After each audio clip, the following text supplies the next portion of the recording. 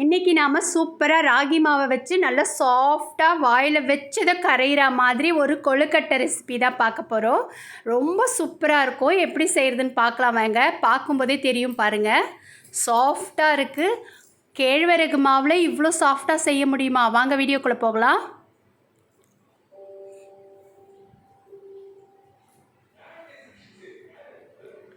நல்லா அடிகனமான ஒரு பாத்திரத்தில் ஒரு 2 ஸ்பூன் அளவு நெய் விட்டுக்கோங்க. 1 கப் அளவு ராகி மாவு, கேழ்வரகு மாவு. இது நல்லா கமகமன்னு வாசனை வர்ற வரைக்கும் மீடியம் டு லோவில் வச்சு தான் செய்யணும்.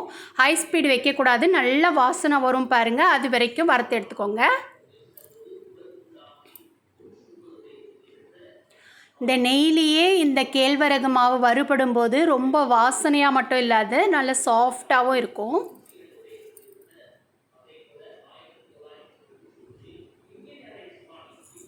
இப்போது நாம் 1 கப் அளவு கேழ்வரகு மாவு எடுத்துருக்கோம். 1 கப் அளவு தண்ணி விட்டுக்கோங்க. 1 கப் அளவு தண்ணிக்கு 3/4 கப் அளவு இல்லை 1 கப் அளவு வெல்லம் எடுத்துக்கோங்க.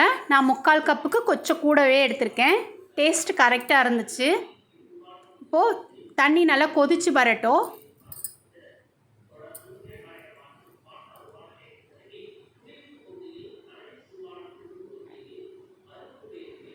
இப்போ தண்ணியை வடிகட்டிடலாம். இப்போது ஃபுல்லாக லோ ஃப்ளேமில் வச்சு நாம் மெதுவாக கிளறி கொடுத்துக்கணும். தண்ணி ஃபுல்லாக இழுத்துட்டு நல்ல ஒரு திக்கான பக்குவம் வரும், அது வரைக்கும் நம்ம கிண்டிக்கணும். ஃபுல்லாக லோ ஃப்ளேம்லேயே வைங்க.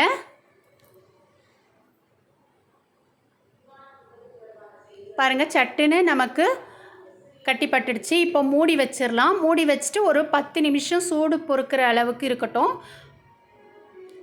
இப்போ 10 நிமிஷம் ஆயிடுச்சு. இப்போ 1 ஸ்பூன் அளவு ஏலக்காய் பவுடர் போட்டிருக்கேன்.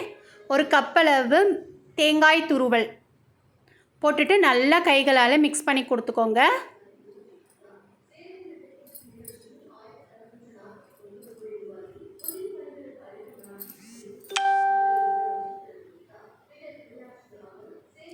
கேழ்வரகு மாவு ரொம்பவே உடம்புக்கு ரொம்ப நல்லது. இதை குழந்தைங்களுக்கு பிடிச்ச மாதிரி நிறைய வகையான டிஷ்ஷெல்லாம் நம்ம சேனலில் போட்டிருக்கோம். நீங்கள் போய் பாருங்கள், உங்களுக்கு ரொம்பவே பிடிக்கும். குழந்தைங்களுக்கும் சத்தான பொருள் செஞ்சு கொடுத்தா மாதிரியும் இருக்கும் நமக்கு. இப்போ நல்லா மிக்ஸ் பண்ணிட்டேன். இப்போ கைகளால் எடுத்து ஒரு உருண்டையை இப்படி பிடிச்சா போச்சும், சூப்பராக பிடிச்சிடலாம். அவ்வளவுதான். இதே மாதிரி எல்லாத்தையும் பிடிச்சி எடுத்துகிட்டு வந்துடலாம். இப்போ இட்லி பாத்திரத்தில் தண்ணி நல்லா கொதிக்கிற அளவுக்கு வச்சுக்கலாம். இப்போ ஒரு தட்டு போட்டாச்சு. தட்டுக்கு மேலே வாழலையை போட்டுட்டோம். நல்ல வாழலையோட மணத்தோட நல்ல ஹெல்த்தியாக இருக்கும். 1 கப் அளவு ராகி மாவுக்கு எனக்கு ஒரு 8 கொழுக்கட்டை வந்துச்சு பாருங்கள்.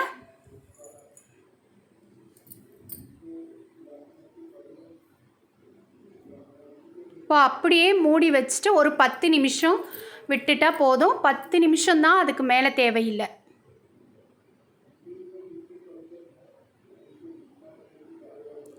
பத்து நிமிஷம் கழித்து பார்க்கலாம். சூப்பராக கொழுக்கட்டைகள்லாம் வெந்துருச்சு. சூடாக இருக்குது, அதனால் ஆறுனதுக்கு அப்புறம் எடுத்துக்கலாம். பாருங்கள், நல்லா வெந்திருக்கு.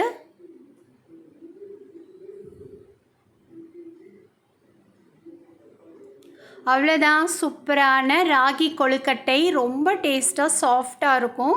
இதை செஞ்சு கொடுத்தீங்கன்னா குழந்தைங்க விரும்பி சாப்பிட்டுக்கிட்டே இருப்பாங்க. நல்ல ஹெல்த்தியான ஸ்நாக்ஸ் ரெசிபி செஞ்ச மாதிரி நமக்கும் பிடிக்கும். இந்த ஸ்வீட் ரெசிபி எல்லாருக்கும் ரொம்ப பிடிச்ச மாதிரி இருக்கும். குழந்தைங்கள்லேருந்து பெரியவங்க வரைக்கும் விரும்பி சாப்பிடுவாங்க. ஒரு சத்தான ஸ்நாக்ஸ் ரெசிபி செஞ்ச மாதிரி இருக்கும். கண்டிப்பாக முயற்சி பண்ணி பாருங்கள். எவ்வளோ சூப்பராக சாஃப்டாக இருக்குது. நான் ஒன்று எடுத்து காட்டுறேன் பாருங்கள்.